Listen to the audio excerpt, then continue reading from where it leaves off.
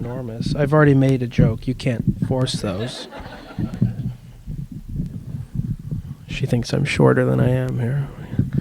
So I am classmates with Father Max, and if you want to spend $20 but you don't want a Advent calendar, you can pay me for secrets about Father Max. I'd be happy to share whatever I know for you. I lived with Father Max from sophomore year of college until the end of graduate school, when we finished 22nd grade, I guess it would have been. 20th grade, something like that. I met Max. Max was actually the first seminarian I ever met my whole life. I was a student at North Central College in Naperville here. At St. Peter and Paul I met him. And then now I live again at St. Peter and Paul. And I serve every day as the head of school operations. So I don't know what that really means in the day-to-day, but at Chesterton Academy, which is a very small high school in Lisle, of about 200 students. So if you know where St. Joan of Arc is, it's on Kingston Avenue as well, in the former Sheezer Elementary School building. Did I say it right? Sheezer? I'm never sure. Sheezer. One time I said seizure. They did not like that. But anyway, that's what I do all day. I basically teach moral theology to high school kids. So pray for me. And I do high school discipline. So today we had to close the bathrooms at Chesterton because the boys were having trouble keeping things in the toilet that belonged in the toilet and things out of the toilet that belonged out of the toilet. So we had to have a little no-no there. So in case you thought the life of a priest was all prayers and carols, now you know. It's occasionally lights, locks, and leaks as well. Okay, that's enough. Sorry. You can tell I've had a long time today to talk to myself. I want to just start with a couple scripture from the Old Testament, from the book of Wisdom, Wisdom 18, verse 14. For while gentle silence enveloped all things, and night in its swift course was now half gone, your all-powerful word leaped from heaven, from the royal throne, into the midst of a doomed land. A sharp and stern warrior, carrying the sword of your authentic command, and touched heaven while standing on the earth. Isn't that beautiful? So peaceful. Then you jump to Luke chapter 3, the beginning of Luke chapter 3. In the 15th year of the reign of Tiberius Caesar, Pontius Pilate being governor of Judea, and Herod being tetrarch of Galilee, and his brother Philip, tetrarch of the region of Ituraea and Trachonitis, Licinius, tetrarch of Abilene, in the high priesthood of Annas and Caiaphas, the word of God came to John, the son of Zechariah, in the wilderness. And he went into all the region about the Jordan, preaching a baptism of repentance for the forgiveness of sins. As it is written in the book of the prophet Isaiah, the voice of one crying in the wilderness, prepare the way of the Lord, make straight his path. Every valley shall be filled, every mountain and hill shall be brought low, and the crooked shall be made straight, the rough ways shall be made smooth, and all flesh shall see the salvation of God. Do you need to know really who is Tiberius Caesar? Do you really need to know who Herod and Philip are? Or Licinius? Do you need to know where Abilene is? Do you need to know who Annas and Caiaphas are? Not necessarily in the grand scheme of things. But I'm always marveling at the way that Luke builds on the foundation of the Old Testament. The Old Testament often speaks about, like, when the fullness of time had come, so-and-so happened, right? Such and such came to fruition. That sometimes we wonder about God's timing. We wonder about God's plan for us. We wonder about why things happen when they do. And so much of our consternation in the spiritual life comes from a fundamental misunderstanding about why God is doing what he's doing, or why God is not doing what he's not doing, or why God is doing what he's doing when he's doing it, or why God is not doing what God is not doing when God is not doing it. That there's a deep misunderstanding there. And I'm not saying the misunderstanding is bad. It's how can we understand, right? Who has known the mind of the Lord? Who has been his counselor, as the scriptures say? But they're always speaking of in the fullness of time, blah, blah, blah. And then I love Luke 3 because you don't need to necessarily know who's Herod and Philip and where's Licinia and all that. But the point is very clear. At this time, in this place, in the midst of these specific people, God fulfilled his promise. In this specific moment, with these specific people, and we know, perhaps in the last couple of years, better than ever, at least for me, I just turned 30, so don't let my bald spots or maturity fool you.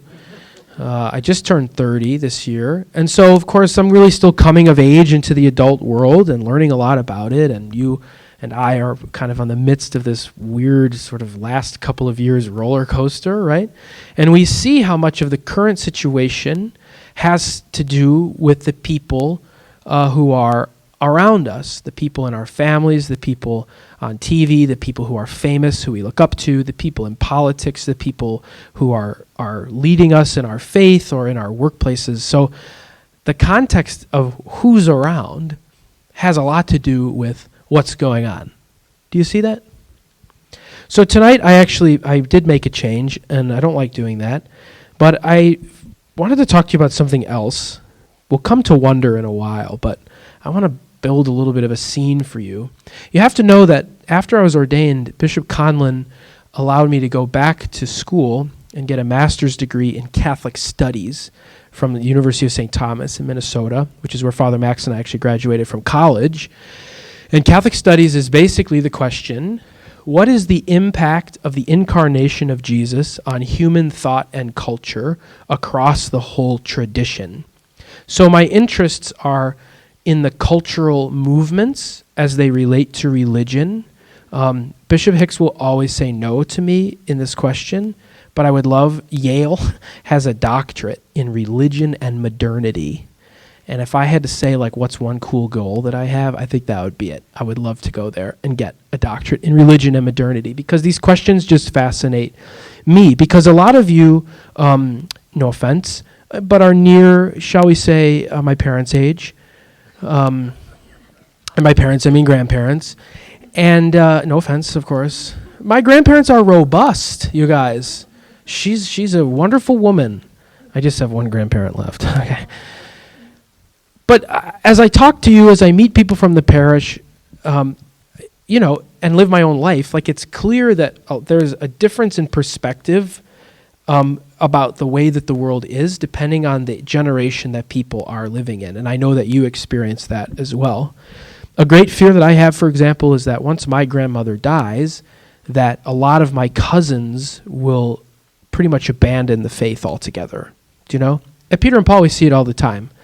People who want to have their kids baptized because grandma wants them baptized. Or mom and dad are not paying for the wedding unless it's at a church, but I personally could care less if it's at a church, they say. And I have started saying, like, then I'm not going to marry you, to be honest with you. There's some question as to whether a sacrament is even valid if you are not open to receiving it. So that's a big point to consider. But also, it's a tremendous amount of money and it's a tremendous amount of preparation time for something that you don't really even want to do. That's something that concerns me a lot. And those are questions that we as the younger generation of priests are starting to navigate a little bit through. But the way that my grandma sees the cultural situation, the way that she reacted to COVID, to the shutdown, to all this stuff, the way she reacts to political cycles, the way that she reacts to world news is completely different from the way that my generation and lower react to things like that. Not to say that there's not similar frustrations or confusions, but we just have a different relationship with the reality in the world. We are not built as humans to have the relationship that we do right this minute with the world. What do I mean by that? I'm not built to care about everything in the world. You know, I saw a meme once that said, like, I can never sleep at night and I always wake up depressed, but that's because I stare into the flashlight box, which tells me bad news. That's just part of our reality now that for you, and even for me, I mean, I can remember growing up in Oswego in 1995 or whatever, and we had to say, Dad, can we go in the computer room? Remember? Can we go in the office? That's what we used to call it because it made us feel important while we played Freddy Fish. But, you know, can I go on the internet, please? No, your mother's on the phone. Don't do that. You guys remember that, right? You have dial-up. It disrupts everything. But even then, you can say that the technology of that was sort of an add-on to our daily life, right? You all remember growing up without that. Maybe a lot of you still live your life without this. If you call my grandma, it's impossible to get a hold of her because she has no clue where this phone is because she doesn't care where it is. She would rather talk to her neighbor. She would rather look out the window. She would rather smell a flower or go to the store or whatever. Whereas this thing does not leave my side at all. And for people who are younger than me in high school now, even younger than them, they're learning how to read on a screen. They're learning how to do these things, but everything is done on a screen. So technology is not an add-on to our life. Technology is just life. It's part of reality. Refrigerators have TV screens in them now. They have cameras in them. Some of them. Have you ever seen those? Do I have any milk? I'm at the store. I'm at Jewel. Do we have any milk? There are some fridges, literally, you can log into your fridge, and there's a camera inside, and you can say, yeah, got some milk. Good. Might be expired. Better get some more, right? But I'm seeing that I don't have any, you know what I mean, how you are when you're shopping. I don't think I have any Nestle Toll House ice cream sandwiches. But there's no camera in the freezer, so to be sure, you know, I just better buy one or four right now. So there's a difference in the way that we interact with the culture, with the world news. But I love talking to my cousins who are my age and younger, my aunts and uncles, people in the parish, the teachers at school, because if you listen now more carefully, you kind of break through the lens of whining about technology and the way of the world. If you listen closer, zoom in even more now, and we're all kind of saying the same thing. Have you noticed? Words cannot express the difficulties of the last couple of years. And you might remember in March of 2020, March 27th, 2020, that beautiful moment when Pope Francis came out alone in St. Peter's Square. Do you remember that? He came out alone in St. Peter's Square with all those beautiful little fires lit, and he gave what I think is probably his best speech of his entire time as Pope. One of the best things I have ever heard from that man. And this is how it started. He says, for weeks now, remember, our thing started like March 14th or whatever, but Italy was like a lot longer than that. And he says, for weeks now, it has been evening. Thick darkness has gathered over our squares, our streets, and our cities. It has taken over our lives, filling everything with a deafening silence and a distressing void that stops everything as it passes by. We feel it in the air. We notice in people's gestures. Their glances give them away. We find ourselves afraid and lost. Like the disciples in the gospel, we were caught off guard by an unexpected and turbulent storm. We have realized that we are on the same boat, all of us fragile and disoriented, but at the same time important and needed, all of us called to row together, each of us in need of comforting the other. Isn't that beautiful? We have realized that we are on the same boat, all of us fragile and disoriented, but at the same time important and needed, all of us called to row together, each of us in need of comforting the other. And that was in what I'm calling now, when I write my memoirs, it'll be called something like the nice days of COVID. Remember those days? We were all in it together, and downtown Naperville changed all their parking rules so it could accommodate takeout, and people were doing this and that, and we were all going out of our way. And then like a year later, we all hated each other, you know what I mean? And we were sick of it. Well, it's the work of the evil one, but that's more of a Lenten talk than an Adventy talk. So I'll just save that for you, I'm sure. Maybe I'll be back. But As a priest, it's very hard because people are looking to the church for hope. They're looking for the church for consolation, for encouragement.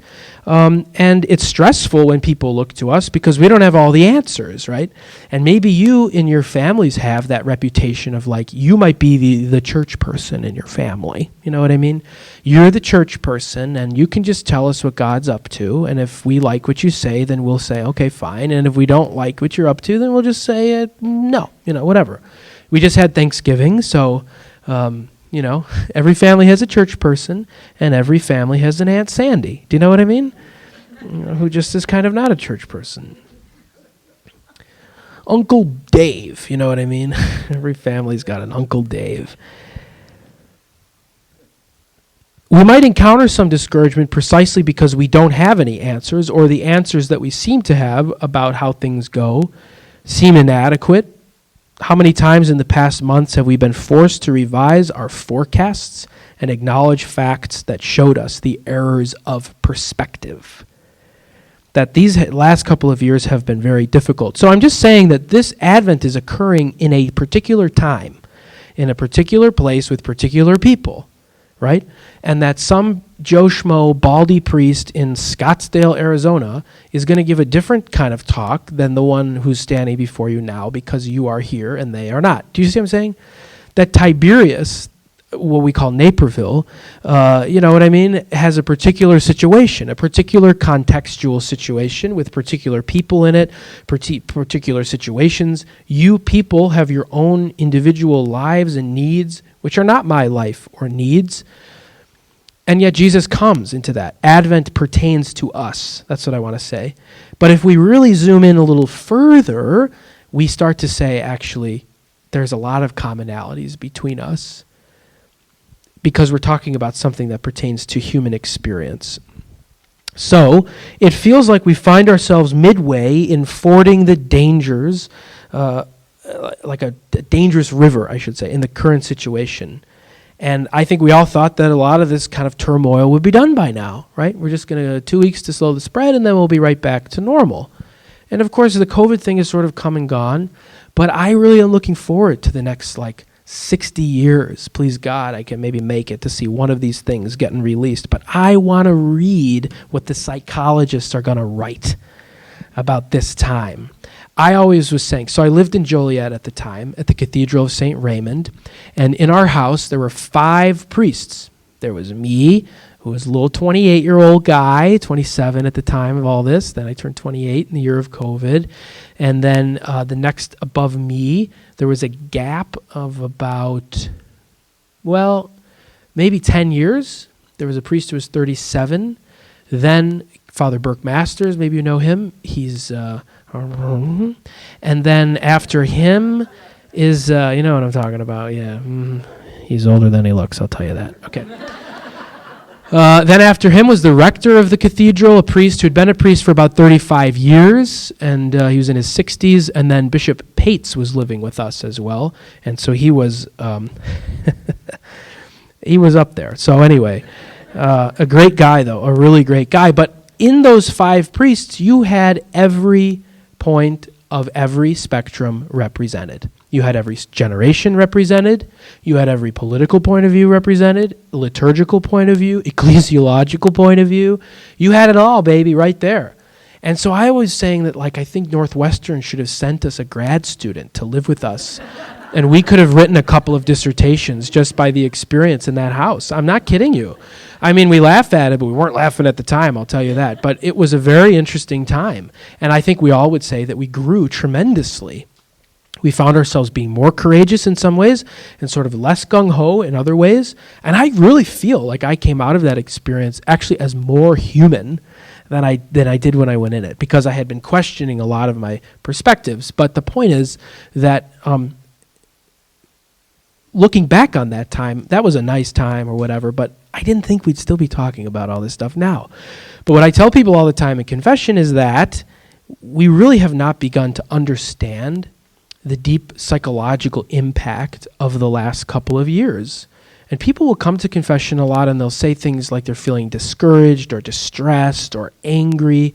And I always say, get in the boat, lady, because we're all there. How could you not be? Do you see? How could you not be? And that's a very human admission, isn't it? How could you not be? You can't underestimate the difficulty of the last couple of years. And we're all asking, how much longer is the night? How much longer is the night? That's from Isaiah 21. Maybe you've read Harper Lee's book, Go Set a Watchman. And Go Set a Watchman comes from Isaiah 21. It tells the prophet, go and set a watchman who will stand on the heights of Israel and will tell you how much longer the night. And you will go to the watchman and say, hey, watchman, how much longer the night? Do you see any light up there? Do you see anybody coming with good news up there? Because we're just down here what is going on? The news is full of unknowns. Headlines relate to school, to university, to the economic situation and its repercussions. We see gratuitous violence, which dominates the daily news. There's an increasingly widespread inability to recognize what is happening. And even before COVID, we were talking about something going on, weren't we? We were beginning to talk about something going on in the wider culture. And we were very quick to name it, you might remember. And we named it individualism. You can give it whatever ism you want, moral relativism, secularism, whatever ism you want to use. Every generation had the sense that something fundamental was changing. Pope Francis himself says that we're not living in an era of change, but we are living in a change of era. And I think he's right, honestly. I think he's right. Whatever ism we want to use, it results in a self-orientation, which seems to have become a mass phenomenon. The contributing factors to this are many, I think. The consumer lifestyle, increasing social, geographic mobility, resulting in a disconnection from a person's family or values of origin, foreign outsourcing, domestic downsizing by major corporations, new family patterns, the growth of suburbia, and of course, digital technology. That all of these things, you could give a 5-hour talk on each one of them and still not exhaust them. So I'm going to give a 0-minute talk on any of them and keep moving forward.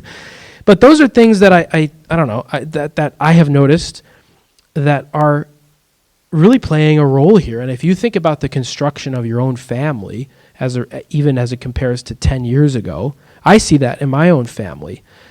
People living in irregular situations, people who are disconnected from the faith totally, people who have moved across the country. How many people do you know who say, well, I have a son in Tucson and I have another son in Detroit, and my daughter actually, she just bought this lovely condo off of Central Park in New York City, and I'm here, on Charles Drive or whatever, Catherine Street is home.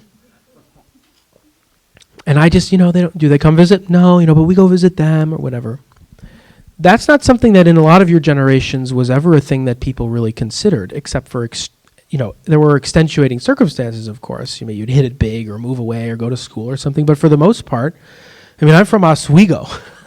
You know what we were doing in Oswego? We were going away to college and we were coming back to Oswego because there was a farm to tend to, right? Or there was a store to tend to, or there were parents to tend to. Part of seminary, I lived in Lima, Peru. And in Lima, cool city, you guys. I don't know if you've ever been there, but such a cool culture. Very poor place, but a very joyful place, I would say. You drive through these slums and go visit them, and people would be smiling. People were there was one kind of meal tent in the whole neighborhood, and they would just be going and they would be smiling, perfectly content. In Lima, though, it's very common to see houses that are never finished being built. You just look and the top of a house is just a bunch of rebar sticking up. And I said, what is that about? And they were saying, well, one generation gets old and they build another story onto their house.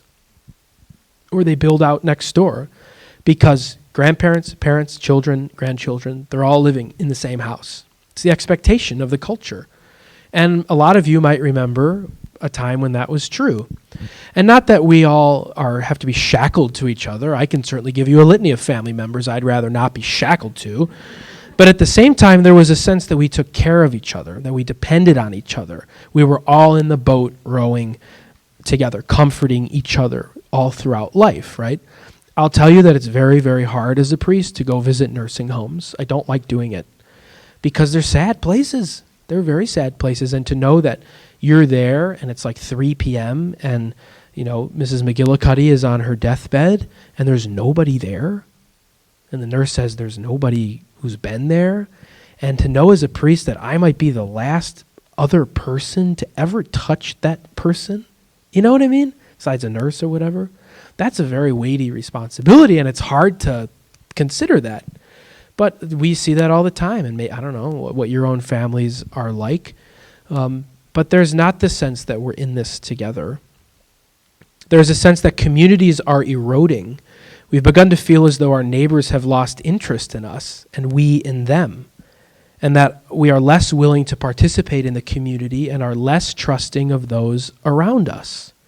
The thing that I always admire about Naperville is that Naperville is one of these great beacons of like civic involvement, All you got to do is walk for 5 minutes in downtown Naperville and you have this plaque about this or that plaque about that or that plaque about Harry Mosier or that plaque about Harry Mosier or the other plaque about Harry Mosier or the Harry Mosier Bridge, for God's sake. And, he built the house I live in. Did you know that?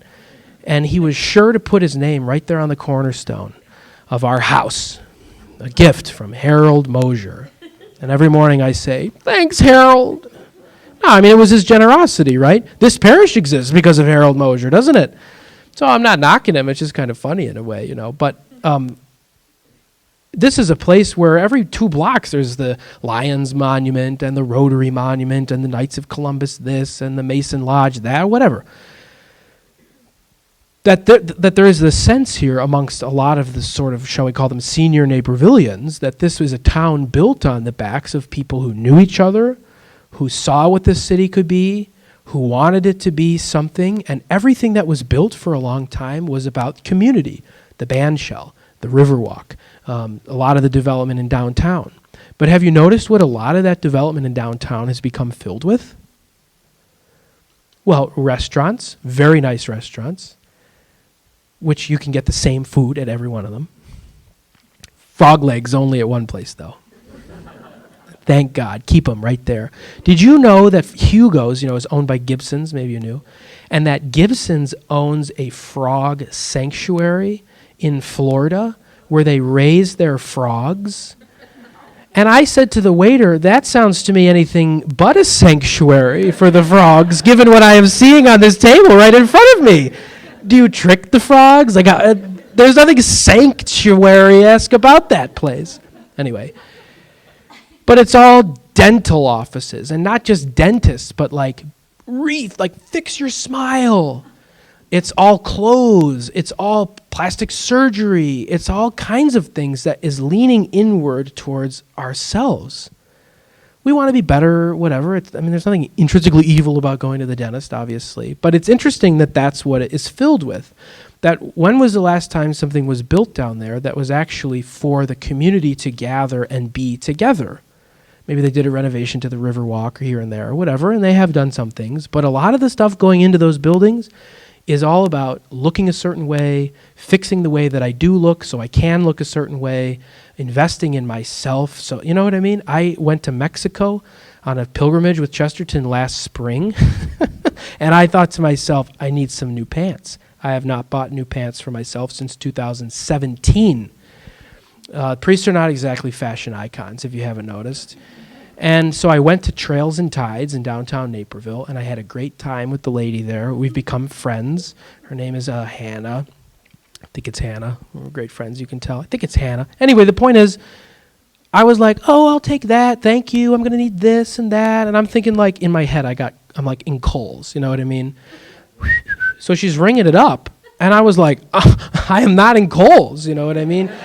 I think I bought 2 pairs of pants, a shirt, a nice hoodie thing. I bought a new water bottle. I've always wanted a Patagonia vest, which they told me was a Patagonia vest, and then I looked at later, and it was the other brand that they sell. Whoops. And I bought a belt, and that was with the downtown Naperville employee discount, which thanks be to God for living at Peter and Paul, it was over $800. But of course, by the end of it, you can't be like, no, never mind. You just say to yourself, I guess it'll be this credit card today instead of this one. But the point is, like, why does it have to be like that? What is going on? We have lost interest in the people around us. This has created a sense of great, not vanity necessarily, but definitely a sense of my life. You know, how many times do people reach for your phone and your first reaction is like, oh, no, you don't. You know what I mean? That's my life. That's my pictures. That's my email. That's mine. Okay. There's a kind of cultural malaise, I would say, and a general blahness about who we are on many levels. And in the malaise, well, can we say that the blahness that we feel, the sort of the lack of a joie de vivre that we feel, do you think that's a disease or is it a symptom of something else? And I think it's a symptom of something else. And what do I think it's a symptom of? I think it's a symptom of nihilism. Have you ever heard that word? Nihilism. You have heard it before, you just didn't know it. Do you know what the word annihilate means? What does it mean? To destroy. Annihilate in the biblical sense is stronger than that. Nihil, N-I-H-I-L, means nothing in Latin. Means nothing. So we would say that God created ex nihilo, out of nothing. So to annihilate something, it doesn't mean to destroy it, like, oh, first it's here and now it's destroyed and there's the pile of rubble. Annihilate means literally to nothingify something. To make nothing. There's not even a pile of rubble. You get Men in Black. Nothing was there. You have no idea. Everything's gone. Nihilism is a word that you do know very well. And the worldview called nihilism, then, is a kind of intimacy with nothingness. A harmless version of this is found when you ask your teenager what he did at school today, and he says, nothing. And then you ask him how his college application is going, and he says, it's not like what I'm going to do with my life makes any difference. Have you ever heard that? People who are not going to college anymore, or they're dismayed when they go to college because they feel like, what is the point of all of this? What is the point of doing all of this work? What is the point of investing ourselves? And in some sense, that's a good question to ask. But there is a sense, especially in a lot of people my age and younger, that life has no meaning. I have come from nowhere, I am going nowhere, I have inherited nothing, and my future is whatever I manufacture it to be. Our secular worldview has taken God out of everything, and has also removed some of the most crucial remainders or vestiges of the Christian worldview, which for centuries have made life worth living. The dignity of the human person, the sense that I matter independently of where I come from, how much money I have, what I look like, how I dress, or what kind of house I grew up in. Have you noticed that when the house has the for sale sign, then the for sale sign comes down, then the chain link fence goes up, then the house comes down, and then in 2 minutes or 3 minutes, a house, for some reason that is in Naperville, that looks like a farmhouse, has sprouted out of nowhere. But it looks exactly like the house that was built next door to it, with the same white siding and the sleek black door handle and the cafe lights on the porch. Do you know what I'm talking about? Have you seen those houses everywhere you go? Interesting. That's what I just say to it, is interesting. Every priest knows the feeling of having his heart broken while hearing the confession of a high school girl who dislikes herself intensely because the world has convinced her that she's not beautiful, that she's not desirable like the other girls, or the confession of the young man who despairs over his addiction to expressions of lust because his parents were too busy scrolling through Pinterest to notice the toxic and unattainable view of masculinity that he was being given by TikTok and MTV. My sense is that every person here today has encountered someone who, for one reason or another, has felt completely invisible, with no gusto at all for daily living. And I'm confident in saying that because for almost all of us, that person is us, and it's okay to admit it.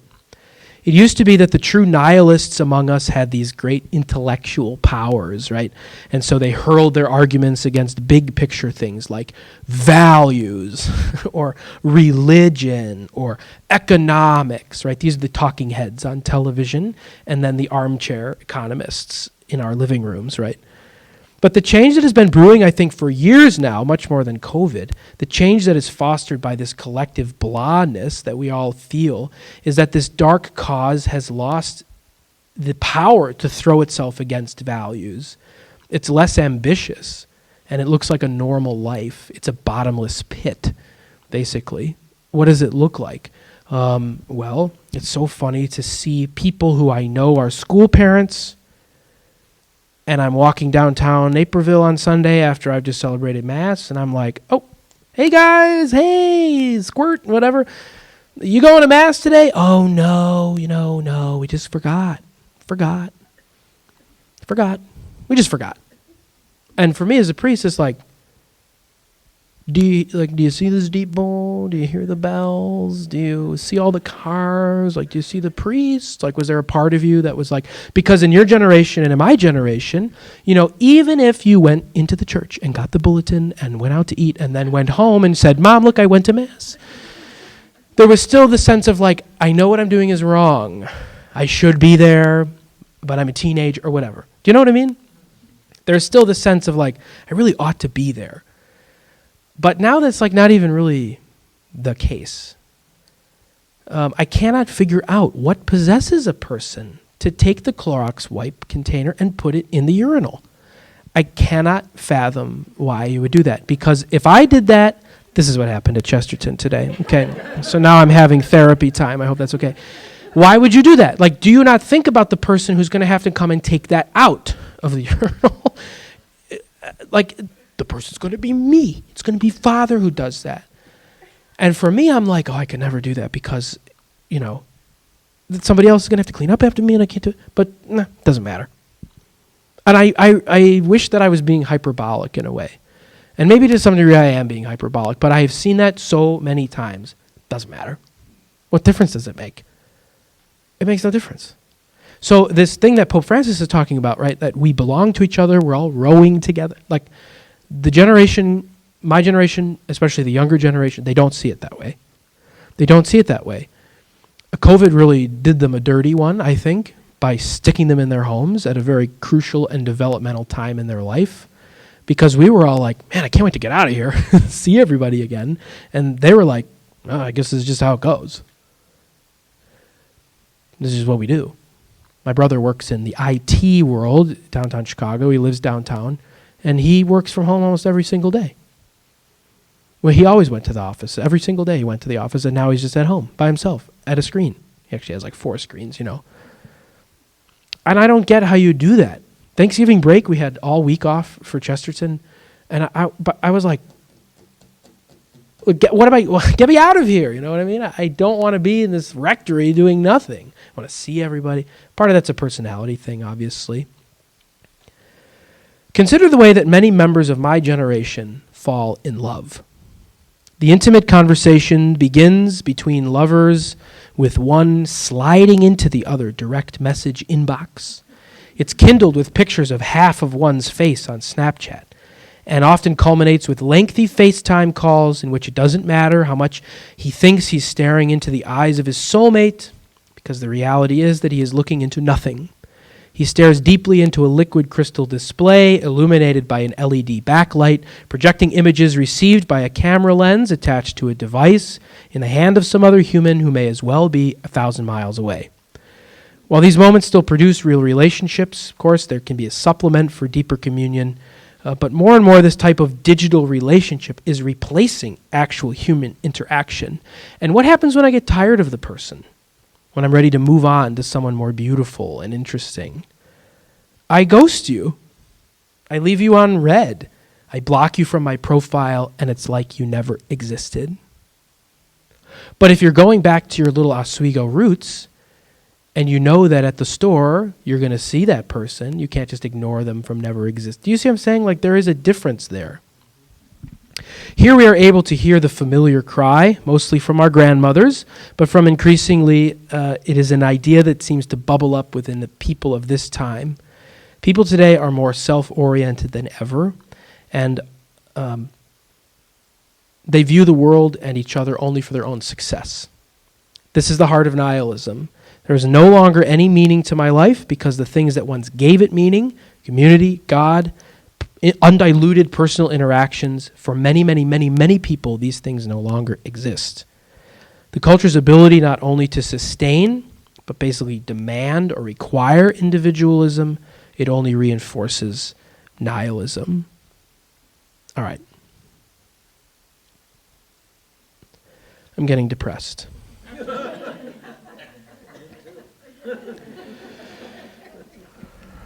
There is an element of what we're speaking about today that on the one hand rings true because we see it every day, but on the other hand, there's something about all of this that should give us indigestion, and it fills us with the desire to cry out, this shouldn't be. And for many of you, I suspect it isn't. But those who you love, they're looking for the gusto of daily living. So let me ask you this question. What is at the center of the cosmos? What is at the center of reality? What is at the center of the cosmos? Is it an equation or is it a song? Is it a formula, predictable and explainable? Or is it perhaps a person, captivating and mysterious? We seem to need someone, and we seem to need them very desperately, who can communicate to us the meaning of life, the joy of life, who can affirm for us, even in the midst of all kinds of crazy suggestions and interpretations, that life is indeed worth living. Because if you're serious, I'm serious about this, if you're serious, and you really take a look, and you really stop and think, there's a part of you that does get a little upset, a little indigestion over what I've just described. Because there's part of you that says, he's being funny and a little hyperbolic. It's my style. But there's a part of him that's dead right. I see it every day. And there's a part of me that says, I'm not sure that that's the end of it, though. I'm not sure that that's the whole story, though. So enough about the culture. Let's talk about Jesus. I would like to read to you directly from a meditation on Jesus and the man born blind by a priest whom I greatly admire. A man born blind who acquires his sight is an event. Before I couldn't see, and now I see, he repeated over and over. As soon as this fact happened, it was met with all sorts of interpretations by his family, his neighbors, the Pharisees. It is amazing that after the miracle, Jesus did not fear leaving him alone in the midst of all those interpretations. But the man born blind was not confused, even for a minute. He did not even have the slightest doubt about what had happened to him. He was not moved an inch by interpretations of what had happened to him that did not correspond to what actually happened. But it is worth noting that he did not immediately side with Jesus. But first of all, the man born blind simply adhered to what was true. First I could not see, and now I see. There's evidence of the truth. I could not see, and now I see. This evidence found space and shone forth in him and made him then side with Jesus. His choice was not ideological. He was not repeating a party line. His acknowledgement of the evidence that he could see brought him to recognize Jesus. Anybody watching The Chosen? Yeah, we got some Chosen watchers. Listen, it doesn't really matter. I've only seen 2 episodes in my whole life because my mom dragged me to see them at the movie theater. But the big, you got it? Yeah, you too. And I thought, oh, it's not going to be that many people in here. It was so crowded. Kind of a curmudgeonly figure. Father Max is warm and kind. And I'm kind of like, not. Do you know what I mean? Like, he's just that way, and I'm sort of not. We're both cats, you know what I mean? But he's like one kind of nice sort of purry cat, and I'm sort of the one that like will knock your water off the table and walk away. Anyway, I bring that up because in The Chosen, that's a huge theme in The Chosen, isn't it? I once was this way, and now I'm this way, and the difference in between was Jesus. Before I could not see, all I know is that before I could not see, and now I can see. And what was the difference? The man born blind said, and he said, it was him. The man born blind was not an intransient fanatic who wanted to impose his own interpretation. He was the only one who did not tread what happened underfoot. He knows now he sees. And this happened through that man named Jesus. And all the others wanted to not deny what had happened in order to impose their own ideology on the evidence of reality.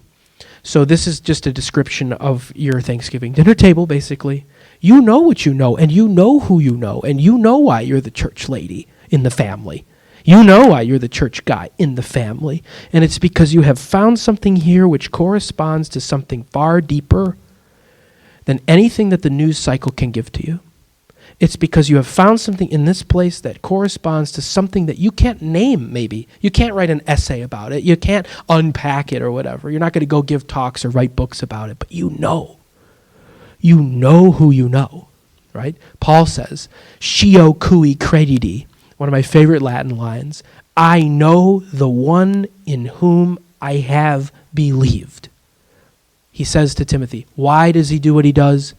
"Scio cui credidi." I know the one personally in whom I have believed. So when I read that little reflection for the first time, I was so struck by that line. The evidence of the truth found space and shone forth in him and made him then side with Jesus. His choice was not ideological. He was not representing the party line. And this, I want to say, seems to me to be the crucial fork in the road of the Christian life. So let me ask you this. Why do you turn to Jesus? Why, in a culture increasingly at odds with his vision and his life, do you still turn to him? I'm not asking why you turn to the Catholic Church, why you turn... I got my own thoughts about the Catholic Church. Of course, I love it. I kind of gave my whole life to it, okay? That doesn't mean that it's a perfect family, of course. But at the same time, I do believe that the fullness of truth and sanctification subsists in the Catholic Church. Again, kind of a Lent talk. This, I want to know. Okay, so Chesterton has sports. People think it doesn't have sports, okay? We have the claim of almost beating the Bennett soccer team once. But we do have sports, and maybe you know, I didn't know this. There's so many small Christian high schools around. So many. Did you know that? There's a Baptist high school in Downers Grove. There's a Seventh-day Adventist high school in Hinsdale. We used to play the Muslim high school in Bridgeview. We've played the French International High School in Chicago. There's a Jewish high school somewhere. It's kind of neat, actually, because you get to meet all these people and do all these things and see these different ways of going about it. But we just last year joined the Illinois Christian Conference, we're the only Catholic school in the whole conference. And we had to sign this statement of faith before we could join it. And I said, give me a minute. Just give me like a couple of minutes with this thing because like a couple of differences in the way we look at grace and salvation and scripture and like the Pope, etc. Anyway, so I had to kind of redline it a little bit, but they let us in nonetheless. But when we go to one school in particular, before the game, it's their custom that one of the players gets up and gives his testimony of why he loves Jesus, how he knows Jesus, does he know Jesus, and our boys are always like, like, this is so dumb, like, it's so kind of cheesy and so emotional. And I said, is that your reaction because deep down you know you could never do that? Is that why you react that way? Because you actually wouldn't know Jesus if he knocked on your front door with a name tag on? Is that because your witness of the Christian life could not convert a parked car? You know what I mean? That is a thing that we got to look at as Catholics a little bit, is our ability not just to have a relationship with Jesus, but then to be able to put it into words or to explain to people who he is to us and what he's done to us. And I think that's so, so important. Can you answer that question? Why do you turn to Jesus? Why, in a culture where increasingly everything... It was easy 30 years ago to be Christian. It was easy 30 years ago to be Catholic. It was. There was a kind of commonality between that worldview. But now it's very difficult. It's very, very difficult. Do you choose him because you work for the church? Because the others in your life expect this of you? Or do you choose him for the same reason that the man born blind chose him? That you were once blind and now you see. And the only explanation is this person named Jesus. Do you believe that Jesus wants to take care of you? Do you believe that Jesus wants to take care of you? Think of all the stresses that we've talked about. The stress we feel when people are struggling to find hope and turn to you because you're the church person. The stress that results from knowing how feeble and weak we are in ourselves, and even though we, are the church person or whatever, that we sometimes feel completely inadequate. Think of how hard we try to convince those who come to us that Jesus is alive, that he is present, that he is tender, that he does want to take care of us. But how hard it is to convince someone else of something we ourselves do not know or do not believe. I once submitted a paper to an academic journal, and one of the comments from the editorial board, let's say it got rejected, and one of the comments from the editorial board said, "It does not seem that this author quite understands that of which he is trying to convince us. Do not accept, period." And he was right. That's the thing.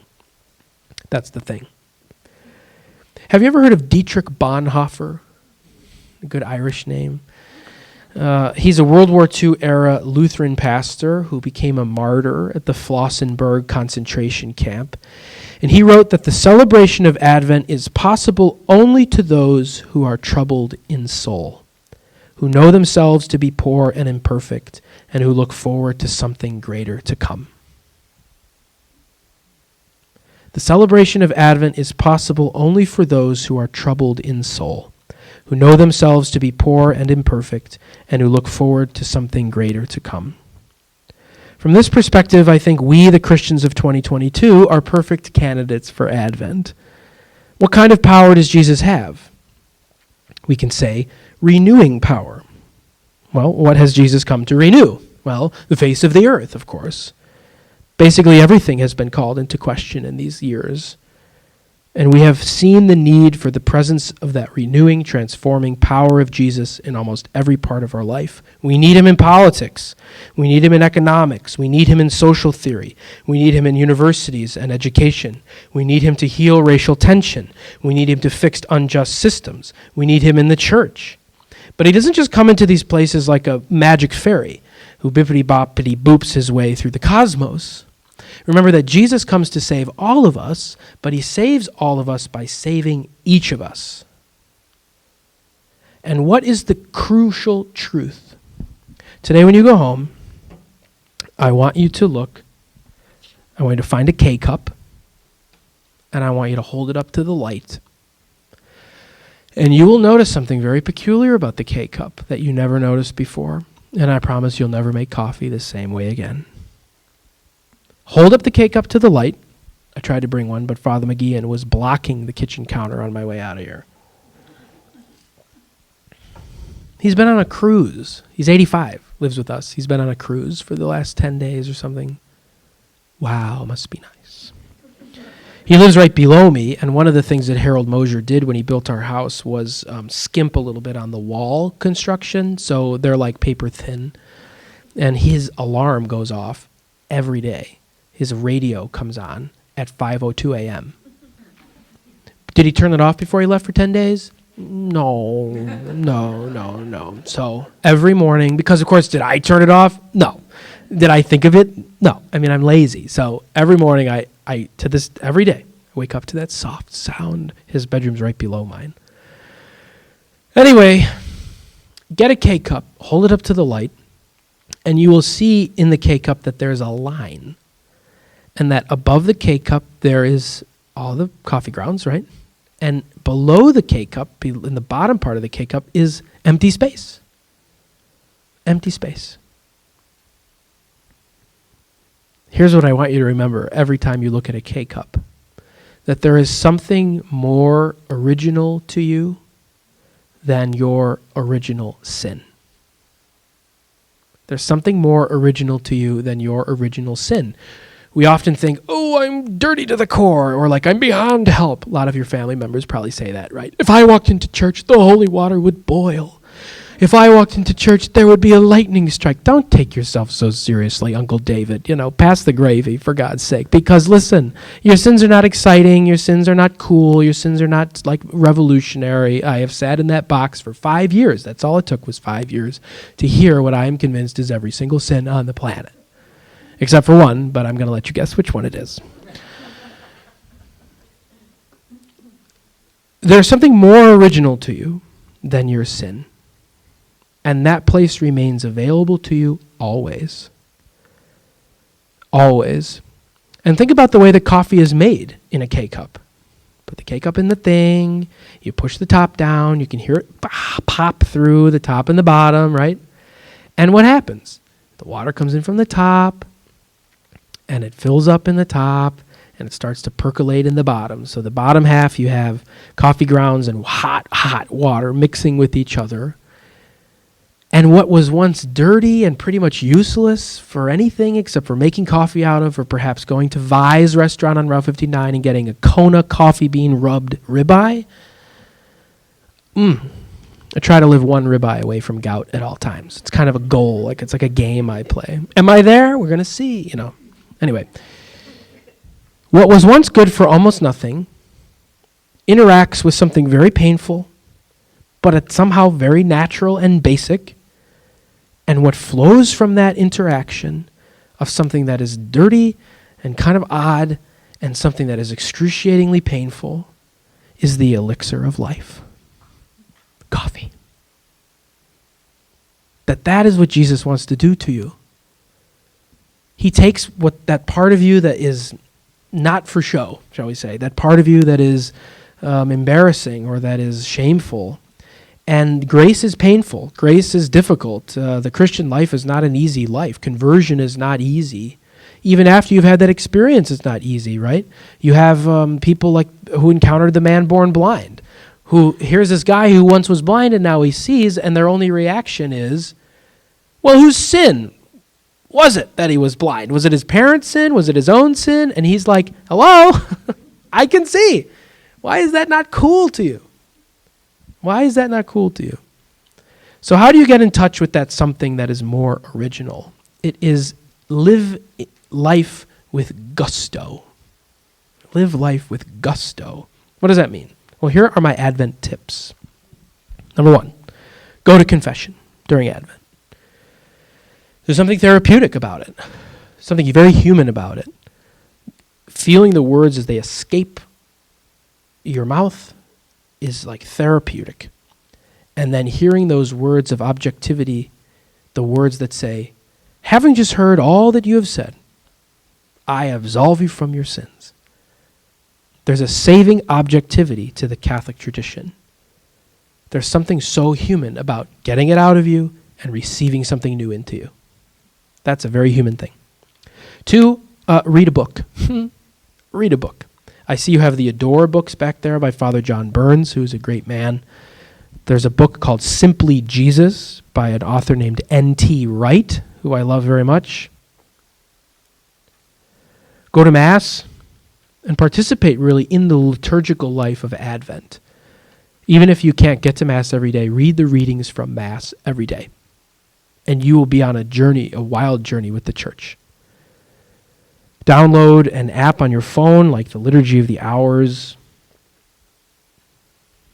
One of the things that I'm doing is every December I read the Gospel of Luke, starting on December 1st and ending on Christmas, because there's 24 chapters in Luke.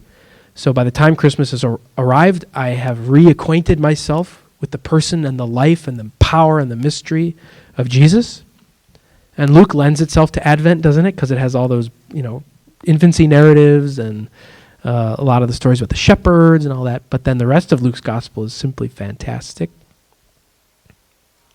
So let me just offer you this encouragement. Whatever your reality has been in 2020 to 2022, however high the ups have been and however low the lows have been, no matter how many of your expectations for how these years would go or what this year in particular would bring have been blown to smithereens, remember, as Pope Benedict said, that being a Christian is not the result of an ethical choice or a lofty idea, but of the encounter with an event, with a person which gives life new horizons and a decisive direction. That's why I love Jesus, is because he's given my life, which was once shrouded and clouded in coffee cups, a new horizon. I'm not limited to my weakness. I'm not limited to the past. I have a new horizon and a decisive direction. Being a Christian is not all about having the answers, but about being comfortable enough to ask the questions. And the two greatest questions that we can ever ask, the questions that really form the whole substance of our life on this earth, were so beautifully formulated by St. Augustine in his Confessions. If you've ever read the Confessions of St. Augustine, you know that it's a gem. And if you haven't ever read it, do yourself the favor. But get a good translation, because otherwise you might be like falling asleep. But the two greatest questions that a person can ask are these, he says. Who is it that I love when I love my God? And who is it that is loving him? Oh my God, who am I and who are you? Who is it that I love when I love my God? And who is it that my God is loving when my God loves me? Those are the two questions. The questions are not, but what about the politics? But what about this? But what about that? If you have not rooted yourself in the deepest questions of your existence, who am I, O God? Who are you? Reveal me to myself, O God. Reveal yourself to me. So roll up your sleeves, engage with reality, live reality intensely, take yourself seriously, every single part of yourself, and talk about it with Jesus. Talk about it with him. Take everything seriously. Did anyone see that movie Jojo Rabbit? Long time ago? Kind of a crazy movie. But in the movie, they use a quote by a Catholic poet, Rainier Rilke, who I love. And his famous line is this: let everything happen to you, beauty and terror. Let everything happen to you. No feeling is final. Just keep going.